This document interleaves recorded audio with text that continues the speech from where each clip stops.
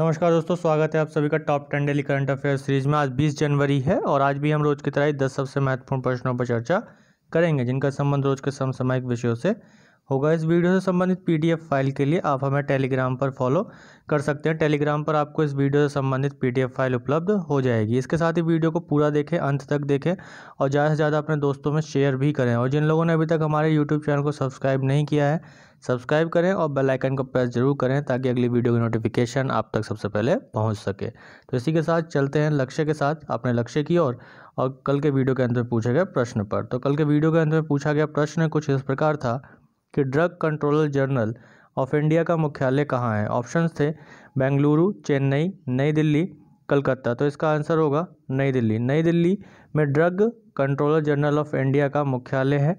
इसके द्वारा अभी कोवैक्सीन को मान्यता प्रदान की गई। कोवैक्सीन भारत की पहली स्वदेशी वैक्सीन है जिसका निर्माण भारत बायोटेक द्वारा किया गया। भारत बायोटेक के द्वारा किया गया। भारत बायोटेक ने किस वैक्सीन का निर्माण किया? कोवैक्सीन का निर्माण किया, जो भारत की पहली स्वदेशी वैक्सीन है। और उसको मान्यता अभी प्रदान किसने की? भारत में drug controller general of India ने मान्यता प्रदान कर दी है आपातकालीन मंजूरी में उपयोग के लिए। इसी के साथ चलते हैं वीडियो के आज के अपने पहले प्रश्न पर। तो आज का हमारा पहला प्रश्न है कि भारत का पहला श्रम आंदोलन संग्रहालय लेबर मूवमेंट म्यूजियम किस केंद्र शासित प्रदेश या राज्य में लॉन्च किया जा रहा है? स्टेट या यूनियन टेरिटरीज में लॉन्च किया जाएगा। ऑप्शन है पुडुचेरी, केरल, लक्षद्वीप, ओडिशा। तो इसका आंसर होगा केरल।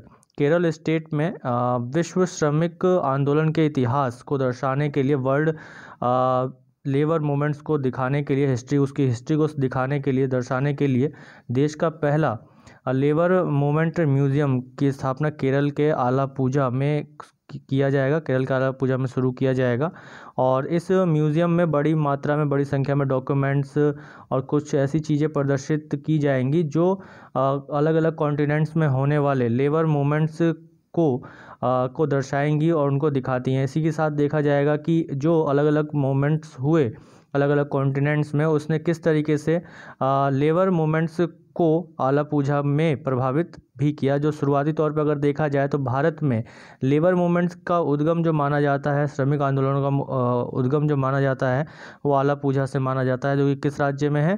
केरल स्टेट में है। इसी के साथ हम देखते हैं कि इस मूवमेंट में कुछ चित्रों को, कुछ पेंटिंग्स को, कुछ पिक्चर्स को, डॉक्यूमेंट्स को दर्शाया जाएगा जिसके माध्यम से विश्व श्रमिक आंदोलन, वर्ल्ड लेबर मूवमेंट और केरल के लेबर मूवमेंट्स के इतिहास को चित्रित किया जाएगा। इसकी स्थापना कहाँ पे की जाएगी? बॉम्बे के पूर्व में बॉम्बे कंपनी द्वारा संचालित केरल के आलापुझा में new model cooperative society limited के लेबर मूवमेंट की स्थापना की जाएगी। यानी कि new model cooperative society limited को लेबर मूवमेंट म्यूजियम में बदला जाएगा। लेबर मूवमेंट म्यूजियम में बदला जाएगा किसे? New model cooperative society limited को, जो कि किसके द्वारा संचालित थी? बॉम्बे कंपनी के द्वारा संचालित एक सोसाइटी थी। इसी के साथ देखा जाए तो केरल दक्षिण भारत में स्थित एक राज्य है जिसकी राजधानी क्या है? तिरुवनंतपुरम में, साउथ इंडिया में ये हमारा राज्य है, सदर्न इंडियन राज्य है। और इसके एक तरफ हम देखते हैं कि अरब सागर है और अरब सागर के साथ इसकी सीमा लगती है। और इसकी राजधानी क्या है? तिरुवनंतपुरम है। मुख्यमंत्री यहाँ पर वर्तमान में कौन है? चीफ मिनिस्टर पिनरई विजयन यहाँ के चीफ मिनिस्टर हैं। और गवर्नर कौन है? गवर्नर यानी राज्यपाल कौन है? आरिफ मोहम्मद खान यहाँ के राज्यपाल। इसी के साथ केरल राज्य की अन्य कुछ उपलब्धियों को देखें तो केरल में शिशुओं की मृत्यु दर भारत के अन्य राज्यों में सबसे कम है और स्त्रियों की संख्या पुरुषों से अधिक है, जो कि 2011 की जनगणना के अनुसार ये डाटा है। इसी के साथ यूनिसेफ और वर्ल्ड हेल्थ ऑर्गेनाइजेशन ने ये मान्यता प्राप्त करने वाला विश्व का पहला स्टेट है। जो किस प्रकार की मान्यता प्राप्त करने वाला विश्व का पहला स्टेट है? Baby friendly state. तो विश्व का पहला बेबी फ्रेंडली स्टेट कौन सा है? वर्ल्ड का पहला baby friendly state Kerala. Kerala जो है वर्ल्ड का पहला बेबी फ्रेंडली स्टेट है, वे शिशु सौहार्द राज्य है। इसी के साथ चलते हैं वीडियो के अपने अगले प्रश्न पर। तो अगला प्रश्न है कि किस भारतीय केंद्रीय मंत्री को हिंदी साहित्य गिल्ड कनाडा द्वारा साहित्य गौरव सम्मान से सम्मानित किया गया है? तो यहाँ ऑप्शन है हमारे पास कुछ नरेंद्र मोदी, रविशंकर प्रसाद, रमेश पोखरियाल निशंक या इनमें से कोई नहीं। तो इसका आंसर होगा रमेश पोखरियाल निशंक को अभी हिंदी साहित्य गिल्ड यानी हिंदी लिटरेचर गिल्ड कनाडा द्वारा साहित्य गौरव सम्मान से सम्मानित किया गया है। और केंद्रीय शिक्षा मंत्री हैं रमेश पोखरियाल निशंक, भारत में सेंट्रल एजुकेशन मिनिस्टर हैं और इन्हें हिंदी लिटरेचर गिल्ड कनाडा द्वारा हिंदी लिटरेचर में अपने योगदान के लिए सम्मानित किया गया है। और यह पुरस्कार कनाडा में भारत के उच्चायुक्त अजय विसारिया की उपस्थिति में प्रदान किया गया, वर्चुअली प्रदान किया गया। और अभी वर्तमान में देखें तो रमेश पोखरियाल निशंक उत्तराखंड भारतीय जनता पार्टी के प्रमुख नेता हैं और ये हिंदी कभी भी है। इसी के साथ अभी वर्तमान में ये हरिद्वार क्षेत्र से लोकसभा सांसद भी है, लोकसभा से एमपी है, मेंबर ऑफ पार्लियामेंट हैं और लोकसभा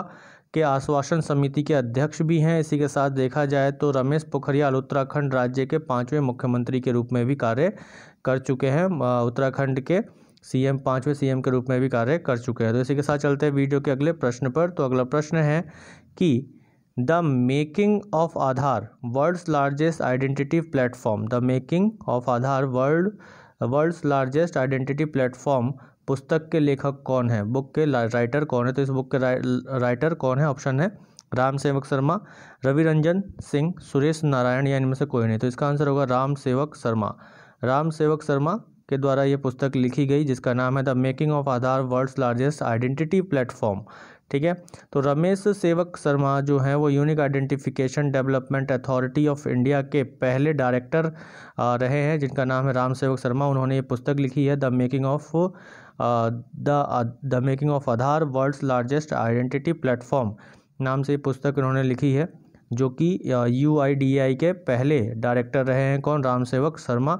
और इस पुस्तक में उन्होंने आधार सिस्टम के कानूनी शासन और सामाजिक पहलुओं को, सोशल स्ट्रक्चर्स के बारे में तकनीकी विवरण भी उन्होंने प्रदान किया, टेक्निकल जो बातें हैं उसको बताया है। इसी के साथ देखा जाए तो unique identification authority of India की स्थापना जो है एक सांविधिक निकाय के रूप में की गई, यानी कि एक स्टैच्यूटरी बॉडी के रूप में किया गया है। जिस स्टैच्यूटरी बॉडी का निर्माण जो होता है वो किसी तरीके के एक कानून संसद द्वारा बनाया गया किसी कानून के आधार पर किया जाता है। जैसे इसके लिए कानून बनाया गया आधार अधिनियम 2016, जिसमें वित्तीय और अन्य सब्सिडी लाभ और सेवाओं के लक्षित विवरण के बारे में भी बताया गया, यानी कि फिनेंशियल और सब्सिडीज़ जो प्रॉफिट्स हैं, जो लाभ हैं और सेवाओं यानी सर्विसेज को देने के लिए, उसके वितरण को देने के लिए आधार अधिनियम 2016 को बनाया गया था। और किसके अंतर्गत, किस मिनिस्ट्री के अंतर्गत ये इसको रखा गया है? UIDAI को इलेक्ट्रॉनिक्स एंड इंफॉर्मेशन टेक्नोलॉजी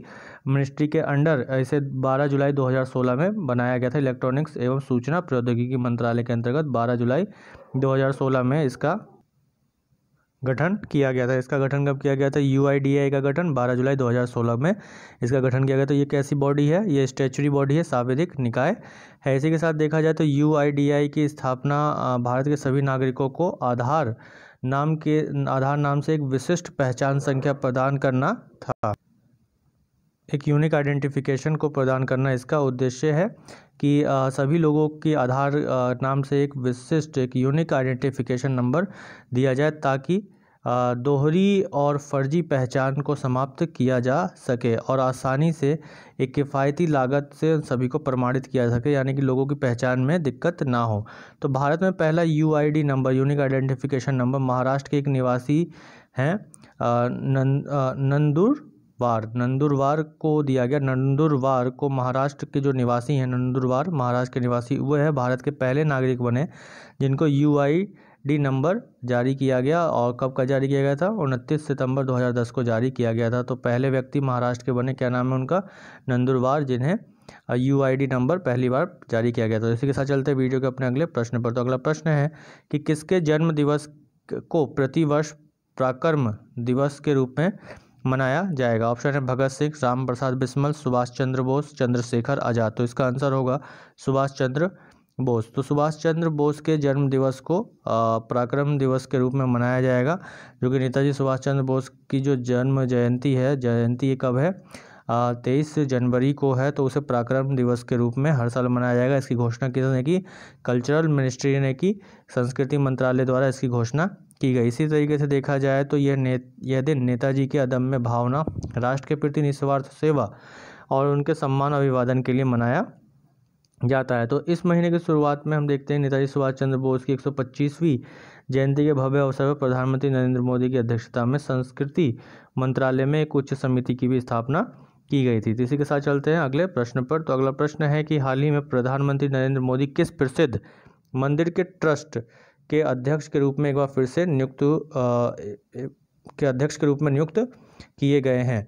तो प्रधानमंत्री नरेंद्र मोदी किस प्रसिद्ध मंदिर के ट्रस्ट का अध्यक्ष के रूप में नियुक्त किए गए हैं? ऑप्शन है वैष्णो देवी, कामाख्या मंदिर, सोमनाथ मंदिर, खजुराहो मंदिर। तो इसका आंसर होगा सोमनाथ मंदिर। तो प्रधानमंत्री नरेंद्र मोदी को उस ट्रस्ट का नया अध्यक्ष बनाया गया, नियुक्त किया गया है, जो गुजरात के गिर सोमनाथ जिले में प्रभास पाटन शहर में विश्व प्रसिद्ध सोमनाथ मंदिर का प्रबंधन करता है। और इस पद को संभालने वाले यह दूसरे प्रधानमंत्री हैं। इनसे पहले प्रधानमंत्री मोरारजी देसाई रहे थे, जिन्होंने इस पद को संभाला था, और नरेंद्र मोदी दूसरे प्रधानमंत्री हैं जिन्हें मंदिर ट्रस्ट का अध्यक्ष नियुक्त किया गया है। इस प्रकार देखा जाए तो पीएम मोदी इस ट्रस्ट के 8वें अध्यक्ष के रूप में हैं। सोमनाथ मंदिर भारत में 12 ज्योतिर्लिंगों में से एक है, जो शिव को समर्पित है, और वर्तमान मंदिर हिंदू मंदिर वास्तुकला की चालुक्य शैली में बनाया गया है। इसी के साथ देखा जाए तो इस मंदिर पर 1025 ईस्वी के समय महमूद गजनवी द्वारा हमला किया गया था। इसी के साथ चलते हैं अगले प्रश्न पर। तो अगला प्रश्न है कि विश्व स्वास्थ्य संगठन के कार्यकारी बोर्ड की अध्यक्षता किसने की है? विश्व स्वास्थ्य संगठन के कार्यकारी बोर्ड की अध्यक्षता किसने की? जो अभी 148वीं मीटिंग हुई है, उसकी अध्यक्षता किसने की है? नरेंद्र मोदी, डॉक्टर हर्षवर्धन, प्रकाश जावड़ेकर, अमित शाह। तो इसका आंसर होगा डॉक्टर हर्षवर्धन। तो केंद्रीय स्वास्थ्य और परिवार कल्याण मंत्री डॉक्टर हर्षवर्धन ने वीडियो कॉन्फ्रेंसिंग के माध्यम से WHO की कार्यकारी बैठक के 148वें सत्र को डिजिटल रूप से उसकी अध्यक्षता की है। और कार्यकारी बोर्ड का ये 148वां सत्र 18 से 26 जनवरी के लिए आयोजित किया जा रहा है। इसी प्रकार देखें तो विश्व स्वास्थ्य संगठन स्वास्थ्य क्षेत्र के लिए संयुक्त राष्ट्र की विशेष एजेंसी है, जिसे विश्व स्वास्थ्य संगठन की स्थापना कब की गई थी? 1948 में की गई थी। 1948 में विश्व स्वास्थ्य संगठन की स्थापना की गई थी, जिसका हेडक्वार्टर कहाँ है? मुख्यालय का है जेनेवा, स्विट्जरलैंड में इसका मुख्यालय स्थित है। और इसमें वर्तमान में 194 कंट्रीज़ इसके मेंबर्स कंट्रीज़ हैं, और 150 कंट्रीज़ में इसके ऑफिसेज हैं। इसके साथ साथ 6 क्षेत्रीय कार्यालय भी हैं, 6 रीजनल ऑफिसेज भी हैं। और ये एक इंटर गवर्नमेंटल ऑर्गेनाइजेशन है, और जो सामान्यतः जो सदस्य राष्ट्र मेंबर कंट्रीज़ के जो हेल्थ मिनिस्ट्रीज़ हैं, उनके सहयोग से ये काम करता है। इसने काम करना जो शुरू किया था वो 7 अप्रैल को काम करना शुरू किया था। 7 अप्रैल 1948 को काम करना शुरू किया था, 7 अप्रैल को। तो यही कारण है कि 7 अप्रैल को प्रतिवर्ष विश्व स्वास्थ्य दिवस मनाया जाता है, वर्ल्ड हेल्थ डे मनाया जाता है। कब? 7 अप्रैल को हर साल जो है विश्व स्वास्थ्य दिवस के रूप में मनाया जाता है। तो इसी के साथ चलते हैं अगले प्रश्न पर। तो अगला प्रश्न है कि रक्षा अनुसंधान और विकास संगठन यानी कि DRDO ने किस अर्धसैनिक बल को मोटर बाइक एम्बुलेंस प्रदान की है? ऑप्शन है CRPF, ITBP, BSF, CISF। तो इसका आंसर होगा CRPF। तो CRPF को ये प्रदान की गई है मोटरसाइकिल जो एम्बुलेंस है एक तरीके की, और दूरस्थ क्षेत्रों में आपातकालीन सेवाएं प्रदान करने के लिए DRDO द्वारा ये विकसित की गई मोटर बाइक एम्बुलेंस, जिसका नाम क्या है? जिसका नाम है रक्षिता। रक्षिता किसका नाम है? एक मोटर बाइक एम्बुलेंस का नाम है, जिसका विकास किसने किया है? DRDO द्वारा किया गया है। और किसको ये दिया गया है? केंद्रीय रिजर्व पुलिस बल को यह दिया गया, यानी कि CRPF को दिया गया, सेंट्रल रिजर्व पुलिस फोर्स को प्रदान किया गया है। इसी प्रकार देखें तो DRDO रक्षा मंत्रालय के तहत काम करने वाली एक संस्था है, जिसकी स्थापना 1958 में की गई थी, 1958 में की गई थी। यह भारतीय सशस्त्र बलों यानी कि जो हमारी आर्म फोर्स है उसकी आवश्यकताओं को पूरा करने के लिए महत्वपूर्ण डिफेंस टेक्नोलॉजीज़ और प्रोडक्ट्स को विकसित करने के लिए जिम्मेदार है। इसके अभी अध्यक्ष कौन है? प्रेसिडेंट कौन है? DRDO के प्रेसिडेंट हैं G. सतीश रेड्डी इसके अभी प्रेसिडेंट हैं। और अभी इसका हेडक्वार्टर कहाँ है? DRDO का हेडक्वार्टर नई दिल्ली में है। इसी के साथ हम देखें तो CRPF ये भारत सरकार के गृह मंत्रालय के अधिकार के तहत काम करता है और इसकी स्थापना 27 जुलाई 1939 में की गई थी। CRPF की स्थापना कब की गई थी? 1939 में, 27 जुलाई 1939 में की गई थी, 1939 में की गई थी। और इसका भी हेडक्वार्टर न्यू दिल्ली में है। और इसका जो वाक्य है, आदर्श वाक्य है, वो क्या है? सेवा और निष्ठा इसका आदर्श वाक्य है। इसी प्रकार देखें तो केंद्रीय रिजर्व पुलिस बल भारत का सबसे बड़ा केंद्रीय सशस्त्र बल है, सेंट्रल आर्म्ड पुलिस फोर्स है। इसी के साथ चलते हैं वीडियो के अपने अगले प्रश्न पर। तो अगला प्रश्न है कि द कॉमनवेल्थ ऑफ क्रिकेट पुस्तक के लेखक कौन है? ऑप्शन चेतन भगत, रामचंद्र गुहा, सौरभ गांगुली या कपिल देव। तो इसका आंसर होगा रामचंद्र गुहा। प्रसिद्ध इतिहासकार हैं रामचंद्र गुहा। उनकी नई पुस्तक का नाम है द कॉमनवेल्थ ऑफ क्रिकेट। इनकी नई पुस्तक का नाम है। और इसी महीने टाटा लिटरेचर लाइव के द्वारा इसे वर्चुअली लॉन्च किया जाएगा, इस पुस्तक को। और इस पुस्तक में उनके खेल के प्रति प्रेम के साथ जीवन की तुलना को प्रदर्शित किया गया है। और इस पुस्तक में उन्होंने, जिसका नाम द कॉमनवेल्थ ऑफ क्रिकेट है, उसमें गुहा ने देहरादून में अपने बचपन से लेकर कॉलेज के खेल के दिनों के साथ साथ जुड़े होने के साथ साथ BCCI का हिस्सा बनकर सर्वश्रेष्ठ भारतीय और विदेशी क्रिकेट खिलाड़ियों से उनके मुकाबले के अपने व्यक्तित्व के अनुभवों को इसमें भी साझा किया गया है। इसी के साथ चलते हैं अगले प्रश्न पर। तो अगला प्रश्न है कि भारत की गणतंत्र दिवस परेड 2021 में किस देश की सैन्य टुकड़ी भाग लेगी? ऑप्शन है फ्रांस, रूस, ब्रिटेन, बांग्लादेश। तो इसका आंसर होगा बांग्लादेश। तो इस बार भारत के गणतंत्र दिवस परेड में 26 जनवरी 2021 को 122 सदस्य बांग्लादेश सशस्त्र बल इसमें भाग लेगा। और यह भारत के इतिहास में तीसरी बार है कि किसी भी विदेशी सैन्य दल को राजपथ पर राष्ट्रीय परेड में भाग लेने के लिए आमंत्रित किया गया है। इससे पहले देखें तो 2016 में फ्रांस की सैन्य टुकड़ी ने राजपथ पर गणतंत्र दिवस समारोह की परेड में हिस्सा लिया था। और उसके साथ साथ 2017 में उसके बाद संयुक्त अरब अमीरात की सेना ने गणतंत्र दिवस परेड में हिस्सा लिया था। अभी बांग्लादेश के पूर्वी पाकिस्तान से आज़ादी के 50 वर्ष पूर्ण हुए हैं, तो उस उपलक्ष्य में आमंत्रित किया गया है। और इस बार बांग्लादेश की सशस्त्र बल जो सेना है वो भारतीय गणतंत्र दिवस परेड में हिस्सा लेगी। तो इसी के साथ चलते हैं वीडियो के अपने अगले प्रश्न पर। तो अगला प्रश्न है कि इबोला वैक्सीन का वैश्विक भंडार किस देश में बनाया जा रहा है? Option Denmark, Switzerland, Germany, Italy. तो इसका आंसर होगा स्विट्जरलैंड। तो स्विट्जरलैंड में इस स्टॉक पाइल इबोला वैक्सीन का क्या नाम है? स्टॉक पाइल का वैश्विक भंडार बनाया जा रहा है, एक रिजर्व बनाया जा रहा है। और ये वैक्सीन इमरजेंसी रेस्पॉन्स के लिए दुनिया भर के विभिन्न देशों में भेजने के लिए तैयार किया गया है कि अगर कहीं पे इबोला वायरस का प्रकोप बढ़ता है तो वहाँ पे तुरंत इन वैक्सीन को भेजा जाएगा। तो इबोला वायरस की खोज जो की गई थी वो 1976 में इबोला नदी के पास हुई थी, जो अब कॉन्गो लोकतांत्रिक गणराज्य में है, कॉन्गो डेमोक्रेटिक रिपब्लिक में स्थित है। कॉन्गो डेमोक्रेटिक रिपब्लिक एक अफ्रीकी देश है और अफ्रीका के फ्रूट बैट चमगादड़ इबोला वायरस के वाहक माने जाते हैं। यानी कि जो ट्रांसमिशन होता है वो किसके द्वारा होता है? फ्रूट बैट के कारण होता है इबोला वायरस का ट्रांसमिशन जो होता है। और उससे जो है कुछ पशुओं में ट्रांसमिशन होता है, जैसे चिंपैंजी, गोरिल्ला या जो जंगली हिरण हैं उनमें इसका ट्रांसमिशन होता है, वो संक्रमित होते हैं, इससे इन्फेक्टेड होते हैं। और वहीं से मनुष्यों में ये संक्रमण या तो जो जानवर हैं, पशु हैं, उनसे फैलता है इसका इन्फेक्शन, या फिर एक इन्फेक्टेड ह्यूमन से ह्यूमन में फैलता है।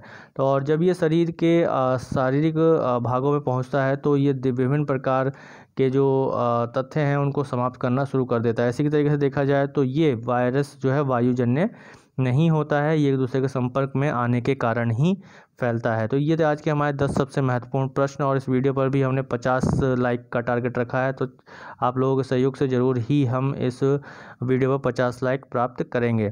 तो चलते हैं आज के वीडियो के अंदर पूछे जाने वाले प्रश्न पर। तो आज के वीडियो के अंदर पूछा जाने वाला प्रश्न कुछ इस प्रकार है कि जम्मू कश्मीर और लद्दाख उच्च न्यायालय का नया मुख्य न्यायाधीश किसे नियुक्त किया गया है? ऑप्शन है संजीव बत्रा, इंदिरा बख्शी, पंकज मित्तल या इनमें से कोई नहीं। तो इस प्रश्न का उत्तर सभी लोग कमेंट बॉक्स में जरूर दीजिएगा। ये वीडियो आप लोगों को अच्छी लगी हो तो ज़्यादा से ज़्यादा अपने दोस्तों में शेयर कीजिए, लाइक कीजिए, और जिन लोगों ने अभी तक सब्सक्राइब नहीं किया है हमारे चैनल को सब्सक्राइब करना ना भूलें। सब्सक्राइब करें और बेल आइकन को प्रेस जरूर करें ताकि आप अपने लक्ष्य की ओर बढ़ सकें। लक्ष्य के साथ धन्यवाद।